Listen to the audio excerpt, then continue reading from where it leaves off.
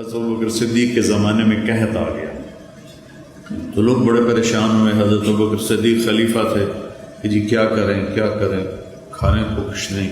کہنے کہ انشاءاللہ اللہ کی مدد آنے والی ہے آنے والی. تو چند دن گزرے تو حضرت عثمان رضی اللہ عنہ کا قافلہ ملک شام سے 1000 اونٹوں کا، یوں سمجھیے 1000 ٹرالے اس زمانے کا قافلہ. تو جتنے وہ تاجر تھے بڑے جو تھوک والے، وہ ان کے پاس گئے کہ جی سودا کریں. کہنے کہ کیا دو گے؟ کہنے کہ 10 روپے کی چیز 12 میں لے لیں. کہ نہیں مجھے منظور نہیں. اچھا 10 روپے کی چیز ہم 14 میں لے لیں. کہ نہیں مجھے نہیں منظور.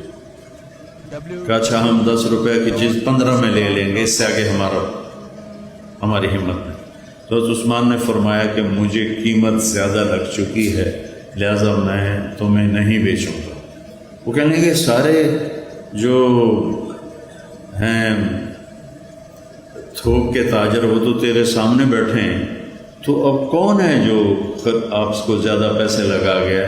تو کہا تم سے پہلے میرا اللہ مجھ سے بات کر رہا ہے کہ من جاء بالحسنۃ فلہ عشر امثالھا، کہ تو عثمان تیرے 1 روپے کی چیز میں 10 روپے میں خریدوں گا. تو لہٰذا میں اللہ کو بیچ رہا ہوں.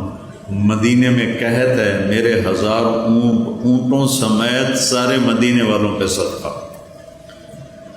تو اس رات حضرت عبداللہ بن عباس نے خواب دیکھا کہ اللہ کے نبی سفید گھوڑے پر ہیں، سبز پوشاک ہے اور سونے کی لگام ہے گھوڑے کی.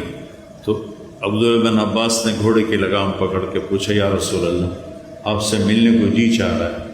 کہنے کہ عبداللہ آج تو میں فارغ نہیں، آج اللہ تعالیٰ نے عثمان کی سخاوت کو قبول کیا ہے اور جنت کی ایک حور سے اس کا نکاح کیا ہے اور اس کا ولیمہ پورے جنت والوں کے لیے رکھا ہے، تو میں آج اس ولیمے میں جا رہا ہوں.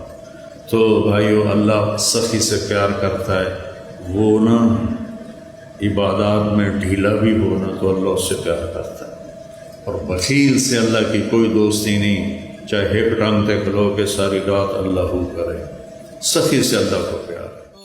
سوشل میڈیا پر سب سے قدیم اور سب سے ریلائبل برانڈ درسقرآن.com